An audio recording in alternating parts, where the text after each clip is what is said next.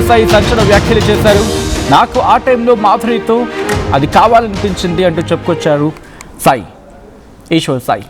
ఆ సిచ్యువేషన్లో చేయక తప్పలేదు, ఒత్తిడి కారణంగానే, ప్రెషర్ అండ్ హెడేక్ వాటి కారణంగానే అలా జరిగిపోయింది అంటూ చెప్పుకొచ్చారు. నేను చేసింది తప్పే, నేను ఇప్పటికీ చాలా ప్రెషర్లో ఉన్నాను, నేను మీతో మాట్లాడుతున్నాను కానీ నా చేతులు వణికిపోతూ ఉన్నాయి. ఫోక్ డాన్సర్ మాధురి రాథోడ్తో భార్యకు రెడ్ హ్యాండెడ్గా దొరికిపోయాడు ఈశ్వర్ సాయి. సోషల్ మీడియాలో వైరల్గా మారింది ఆ వీడియో. తానేమి తప్పు చేయలేదు అన్నట్టు, అవును తానేమి తప్పు చేయలేదు అంటూ ఉన్నారు మాధురి రాథోడ్ కూడా. తనని ఇన్ఫ్యాక్ట్ మాధురి రాథోడ్ కూడా ఏం తప్పు చేయలేదు అంటూ చెప్పుకొచ్చాడు ఈశ్వర్ సాయి. తనని అనవసరంగా కొట్టారని ఈశ్వర్ సాయి చెప్పుకొచ్చాడు. భార్య శరణ్యపై పోలీసులకు ఫిర్యాదు చేశారు మాధురి. తప్పు ఎవరిదో తెలుసుకోకుండానే కొట్టారని మాధురి ఆవేదన వ్యక్తం చేస్తున్నారు. అయితే ఒకనొక సందర్భంలో మాట్లాడుతూ కొద్దిసేపటి క్రితం ఈశ్వర్ సాయి మాట్లాడుకొచ్చిన సందర్భంలో ఈ వ్యాఖ్యలు చేశారు. నా చేతులు వణికిపోతున్నాయి కానీ నిజాన్ని చెప్పే ప్రయత్నం చేస్తాను అంటూ కూడా మాట్లాడుకొచ్చి, ఎస్ నేను చేసిందే తప్పే, నేను చేసింది అక్షరాల తప్పే, కానీ నాకు తప్పలేదు, ఇంట్లో ప్రెషర్ ఉంది అంటూ కూడా చెప్పుకొస్తూనే తన భార్య చేసింది కూడా తప్పే, వీడియో బయట పెట్టుకుని ఉండాల్సింది, నా కెరియర్ కూడా నాశనం అయిపోయింది, ఇప్పుడు ఆ అమ్మాయి కెరియర్ కూడా ఇబ్బందులో పడింది, మా ఇద్దరికి మహా అయితే ఒక 2-3 నెలల నుంచి మాత్రమే పరిచయం ఉంది, 2-3 నెలల నుంచి మాత్రమే పరిచయం ఉంది, అంతే తప్ప అంతకన్నా ఏం లేదు, నాకు లిక్కర్ అలవాటు లేదు, నేను ఎప్పుడు తాగింది లేదు, 7 ఏళ్ళలో ఎప్పుడైనా అకేషనల్గా తీసుకుని ఉండొచ్చు కాక తప్ప రెగ్యులర్గా అయితే నాకేం అలవాటు లేదు అని చెప్పుకొచ్చాడు. తన కెరియర్ డ్యామేజ్ అని చెప్పి బాధపడ్డాడు. ఇప్పటికీ నేను అజ్ఞాతంలోనే ఉన్నాను, నా కుటుంబంతో లేను, ఇదంతా బయటపడింది, నాకు ఇంకా టైం కావాలి, నేను ఎవరితో ఇంకా ఆ షాక్ నుంచి ఇంకా పూర్తిగా కోలుకోలేదు, నేను మాట్లాడుతున్నానే కానీ నా చేతులు కాళ్ళు వణికిపోతున్నాయి. అఫ్కోర్స్ నేను చూస్తూ ఉన్నాను, నా గురించి సోషల్ మీడియాలో జరుగుతోంది, నా గురించి సోషల్ మీడియాలో మాట్లాడుతుంది, అంతా నేను వింటూ ఉన్నాను, అంతా చూస్తూ ఉన్నాను, కొన్ని చూస్తున్నాను వెంటనే పక్కన పెట్టేస్తున్నాను. అండ్ ఎస్ ఇలా చేయకపోయి ఉండాల్సింది, కానీ నాకున్న ప్రెషర్లో, నాకున్న హెడేక్లో నేను ఇంకా తప్పలేదు అని చెప్పుకొచ్చాడు. మాధురి అలాంటి అమ్మాయి కాదు, మాధురిని దయచేసి నిందించకండి, తన కెరీర్ ఇప్పుడు డ్యామేజ్ అయిపోతుంది, అండ్ నా కెరీర్ కూడా వచ్చిన ఆఫర్స్ పోయాయి, భవిష్యత్తులో ఆఫర్స్ వస్తాయో లేదో తెలియదు. సరే నేనైతే అబ్బాయిని ఎక్కడో చోటుకు వెళ్ళిపోతాను, విదేశాలకు వెళ్ళినా బ్రతికేస్తాను నేను, కానీ అమ్మాయి పరిస్థితి ఏంటి అని చెప్పుకొస్తూనే ఇలా అనేక అంశాల గురించి మాట్లాడుకొచ్చాడు. సో ఇంతకీ ఈశ్వర్ సాయి ఇంకా ఏమన్నాడు, ప్రస్తుతం ఈశ్వర్ సాయి బయటకు వచ్చి మాట్లాడతాడా, అండ్ మాధురి గురించి ఇంకా ఏమని చెప్పుకొచ్చాడు, డీటెయిల్గా తెలుసుకుందాం. మా ప్రతినిధి చంద్రశేఖర్ అప్డేట్స్ అందించేందుకు సిద్ధంగా ఉన్నారు. చంద్రశేఖర్, ఈశ్వర్ సాయి బయటకు వచ్చే ప్రయత్నాలు ఏమైనా చేస్తూ ఉన్నాడా, మాట్లాడే ప్రయత్నం ఏమైనా జరుగుతుందా?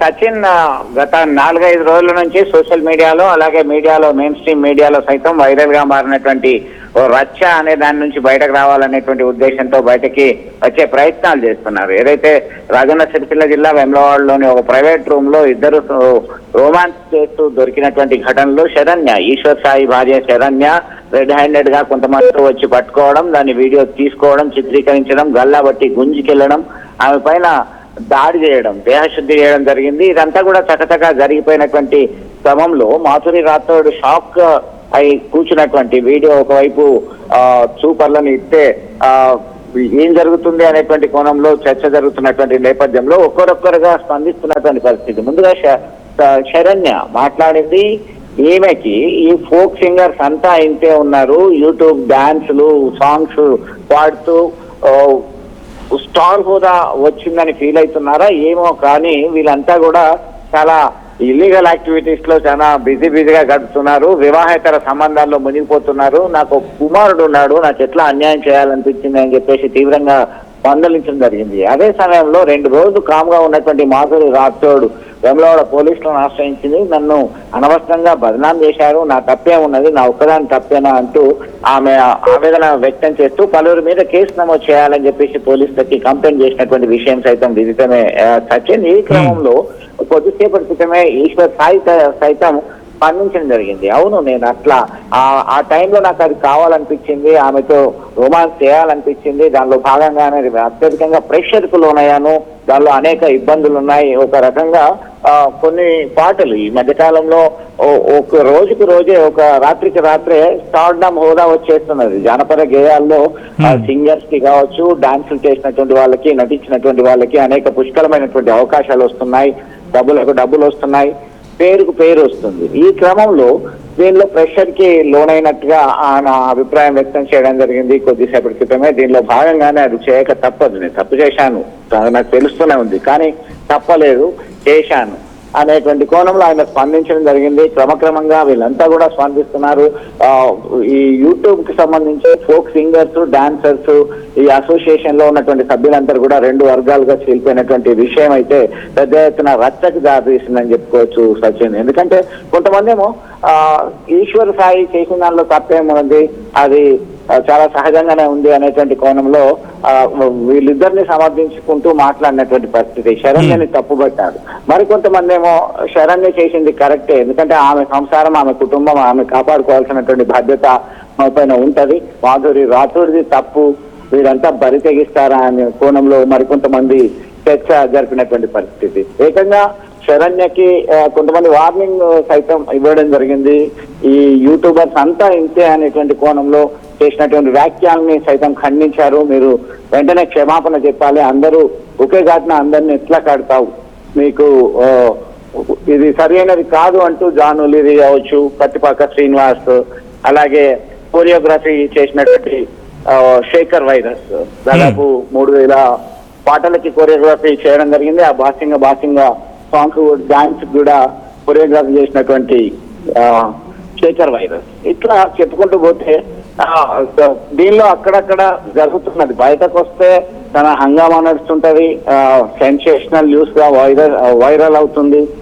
అందులో చాలా సహజంగానే క్యూరియాసిటీతో మాట్లాడుతూ చర్చించుకుంటున్నటువంటి పరిస్థితి అయితే గమనించవచ్చు. తాజాగా అంటే ఆమె కెరియర్ కి చాలా దెబ్బ అనేటువంటి కోణంలో సైతం మాట్లాడుకుంటున్నారు. ఈ ఇద్దరు కూడా ఒక టాప్ పొజిషన్ కి ఆల్మోస్ట్ ఫోక్ సాంగ్స్ కి సంబంధించి ఈ మధ్యలో హిట్ అయినటువంటి ఈ సాంగ్స్ లో సచిన్ వస్తుంది, డబ్బులు వస్తున్నాయి. ఈ క్రమంలో ఒక్కసారిగా డౌన్ ఫాల్ అయింది, పతనం స్టార్ట్ అయింది. ఇది జరిగి ఉండాల్సింది కాదు అని మరొక రకమైనటువంటి చర్చ జరుగుతుంది. మొత్తం మీద ఈ ముగ్గురు కూడా 3 రకాలుగా స్పందించడం జరిగింది. పోలీసులు ఏ విధమైనటువంటి చర్యలు తీసుకుంటారు, ఎట్లా ఉండబోతుంది అనేది మనం వేచి చూడాల్సిందే సత్యం. అంటే ఒక మాట వినిపిస్తోంది, భార్య అయితే ఈశ్వర్ని సపోర్ట్ చేసుకుంటూ వస్తూ ఉన్నారు. అండ్ ఈశ్వర్ కూడా ఇటు మాధురిది తప్పు కాదు, తన భార్య చరణిది తప్పు కాదు అంటున్నారు. తన తప్పు అని చెప్పి సమ్వాట్ యాక్సెప్ట్ చేస్తున్నారు. బట్ నాకున్న సర్కమ్స్టాన్సెస్లో లేకపోతే నాకున్న సిచ్యువేషన్స్లో అలా చేయాల్సి వచ్చింది అనేది ఇక్కడ ఈశ్వర్ సాయి చెప్పుకొస్తున్న పరిస్థితి ఉంది. అంటే ఇక్కడ మెయిన్ కన్సర్న్ ఈశ్వర్ సాయి వీడియోలో మొత్తంగా మాట్లాడుకుంటే ఆ వీడియో బయట పెట్టడమే తప్పు. బహుశా నన్ను క్వశ్చన్ చేయాల్సి ఉండాల్సింది. ఎందుకంటే ఈరోజు బయటకు వచ్చేసింది ఆ వీడియో, కెరియర్ నాశనం అయిపోయింది. దాంతోపాటు రేపు ఉదయం మళ్ళీ చూసుకోవాల్సిన భార్య పిల్లని చూసుకోవాల్సింది నేనే, నా కెరియర్ నాశనం అయిపోయింది. ఇలా చాలా ఒక ఇన్స్టేబుల్గా మాట్లాడుతున్న మాటల్లో భయపడుతున్నాడు, ఆవేదన వ్యక్తమవుతూ ఉంది. ఒక మిక్స్డ్ కూడా అనడానికి లేదు ఇక్కడ. బహుశా చాలా ఆవేదన అనే అంశం కన్నా అఫ్కోర్స్ తప్పు చేశారనే పశ్చాత్తాపం ఉందా లేదా అది కేవలం భార్య శరణ మాత్రమే చెప్పగలరు. బికాస్ ఆ బాధ తనది కాబట్టి. అండ్ బియాండ్ దట్ మాట్లాడుకున్న సందర్భంలో చంద్రశేఖర్ ప్రస్తుతం ఇటు శరణ్య, మాధురి అండ్ ఈశ్వర్ వీళ్ళ ముగ్గురు మధ్య ఇష్యూ ఉంది కాబట్టి దీన్ని ఒక కొలిక్కి తీసుకొచ్చేందుకు ఎవరైనా ప్రయత్నం చేస్తూ ఉన్నారా? అఫ్కోర్స్ చేసిన తప్పే ఎవరు సమర్థించరు. అలా అని చెప్పి కంప్లీట్గా ఇష్యూని డ్రాగాన్ చేసే సందర్భం అంటే కనుక చిన్న గాలివారిగా మారే అవకాశం మళ్ళీ వాళ్ళకి ఇబ్బంది. కాబట్టి ఫోక్ ఇండస్ట్రీ నుంచి ఒక అడుగు తీసుకుని ముందుకు వేసి ఈ ఇష్యూని క్లియర్ చేసే ప్రయత్నం చేస్తూ ఉన్నారా? ఎస్, ఖచ్చితంగా సచిన్ మీరు అన్నట్టుగా ముందుగా ఎప్పుడైతే ఫస్ట్ రోజు ఈ వీడియో బయటకు రిలీజ్ చేశారో ఈశ్వర్ సాయి భార్య, వారికి సంబంధించినటువంటి మిత్రులు బయటకు పెట్టిన తర్వాత ఆమె మాట్లాడడం జరిగింది. శరణ్య మాట్లాడుతూ నేను ఈశ్వర్ సాయికి మాధురి రాథోడ్తో ఉన్నటువంటి సంబంధం గురించి నేను వాళ్ళ మదర్ దృష్టికి తీసుకెళ్లాను. వాళ్ళమ్మ పెద్దగా పట్టించుకోలేదు, ఇంత దూరం వచ్చేది కాదు, ఆమె కంట్రోల్ చేసి ఉంటే అనేటువంటి కోణంలో తీవ్రంగా మాట్లాడడం జరిగింది. తన భర్త ఈశ్వర్ సాయి అసలు ఆల్కహాల్ కూడా తీసుకునేవాడు కాదు అనేటువంటి కోణంలో చెప్పడం జరిగింది. ఆయన సైతం ఎప్పుడో అకేషనల్ గా తప్ప నేను మందు కూడా ఎక్కువ తీసుకోను అనేటువంటి కోణంలో మాట్లాడుతూ ఈశ్వర్ సాయి చెప్పడం జరిగింది. ప్రెషర్ కు లోనైనా కాబట్టి నేను తప్పక చేయాల్సి వచ్చింది, నేను కమిట్ కావాల్సి వచ్చింది అనేటువంటి కోణంలో మాట్లాడడం అనేది ఒకటి.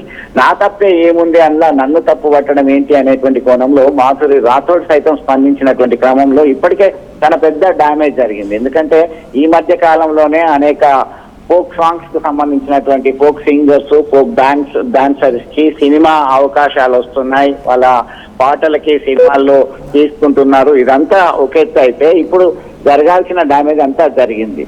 కానీ కొంతమంది ఏమంటున్నారు, మీరు మాట్లాడి శరణ్యకు వార్నింగ్ ఇచ్చినటువంటి జాను లిరీ కావచ్చు, ఇంకా మిగతా ఫోక్ సింగర్స్, ఫోక్ డాన్సర్స్ కావచ్చు, మీరు పెద్ద పట్టించులాగా మాట్లాడి మీరు శుద్ధులు చెప్పాల్సిన పని లేదు, మీ జాతకాలన్నీ కూడా మాకు తెలుసు అనేటువంటి కోణంలో సైతం తీవ్రంగా వార్నింగ్ ఇస్తూ మాట్లాడుతున్నటువంటి క్రమంలో మీరు అన్నట్టుగా ఎవరో ఒకరు దీనికి ఫుల్ స్టాప్ పెట్టాల్సినటువంటి పరిస్థితి ఉంది. చెక్ పెట్టాలి, లేదంటే మొత్తం వ్యవస్థకే ఈ చిలికి గాలివానగా మారి చుట్టుకునేటువంటి పరిస్థితి వస్తుంది. ఎందుకంటే ఒక ఫేమ్ వచ్చిన తర్వాత, నేమ్ అండ్ ఫేమ్ వచ్చిన తర్వాత ఉపాధి పొందుతున్నారు, అవకాశాలు వస్తున్నాయి, డబ్బులు వస్తున్నాయి, ఊహించినటువంటి డబ్బులు. ఉదాహరణకి ఈ బాసింగ బలాలు 11 లక్షలు ఆ చిల్లరేమో ఖర్చు పెడితే కోట్ల రూపాయలు వసూలు చేసినటువంటి విషయం మనకు విదితం.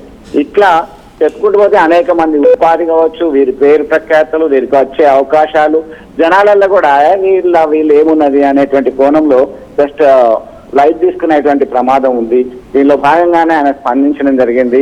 ఒక పెద్ద మనిషి తరహా ఎవరైనా కొంచెం లీడ్ చేయాల్సినటువంటి అవసరం ఉంది అనేటువంటి కోణంలో అయితే చర్చ జరుగుతుంది. మరి వాళ్ళు ముందుకు వస్తే ముగ్గురిని ట్రయాంగిల్ గా కూర్చుండే చర్యలు తీసుకుంటారా అనే దాని మీదనే మనం వెయిట్ చేసి let's wait and see Sachin. Right, thanks for update Chandrashekhar. ఆ వీడియోలో మాట్లాడుతున్న సందర్భంలో ఒక మాట అంటాడు లాస్ట్లో, కంక్లూషన్లో, క్షణికావేశంలో చేసిన తప్పది, క్షణికావేశంలో చేసిన తప్పు సంవాట్ ఎప్పుడైనా తప్పే. ఏమంటూ ఉన్నాడు లాస్ట్లో? తనన్న మాటలు నేను కోట్ చేస్తున్నాను ఇక్కడ. నాకు ఒక అవకాశం ఉండి బహుశా ఒక 100 పేజీల బుక్లో ఓ 10 పేజీలో లేకపోతే ఒక పేజీలో తప్పు ఉంటే మొత్తం ఆ బుక్ని తప్పు అంటారా? బహుశా నేను కరెక్ట్గా ఎగ్జాక్ట్గా చెప్పలేకపోవచ్చు కాక, బట్ తన అర్థం అదే, తన భావం అదే. సో మొత్తం ఆ పుస్తకమే తప్పు అంటే ఎట్లా, లేకపోతే ఆ పుస్తకమే కరెక్ట్ కాదంటే ఎట్లా? నేను తప్పు చేశాను, నాకు ఇంకో ఛాన్స్ ఇవ్వండి, ఆ తప్పుని కరెక్ట్ చేసుకునే ఛాన్స్ ఇవ్వండి. ఎస్, నాకున్న ప్రెషర్ కారణంగా, నాకున్న తలనొప్పి కారణంగా, హెడ్ఏక్ అని చెప్పి ఇంగ్లీష్ మాటను కోట్ చేశాడు అక్కడ. వాటి కారణంగానే నేను ఆమెకు దగ్గర అయ్యాను, నాకు షోల్డర్ కావాల్సి వచ్చింది ఆ టైంలో, సో అది తనయింది అని చెప్పుకొచ్చి కాస్త దగ్గర స్వరం అంటూ ఉంటారు కదా, టోన్ మారింది, ఆవేదన వ్యక్తం చేస్తున్న సందర్భం, కన్నీళ్ళు పెట్టుకున్నాడు మధ్యలో. సో ఒకటి చెప్తూ ఉన్నాడు, తనదైతే తప్పయింది కానీ ఇంకో ఛాన్స్ ఇవ్వండి అని చెప్తూ ఉన్నాడు. అండ్ నేను మిమ్మల్ని అడిగే ప్రయత్నం చేస్తున్నాను, బికాస్ ఇక్కడ ఆ భార్య తన గురించి మాట్లాడుకునే సందర్భం, ఎందుకంటే ఈ విషయం బయటపడింది కాబట్టి, లేకపోతే పరిస్థితి ఏంటి అనేది ఆన్ ద అదర్ హ్యాండ్ కూడా మాట్లాడుకుంటుంటున్నారు. ఒకవేళ బయటకు పడకపోయి ఉండుంటే,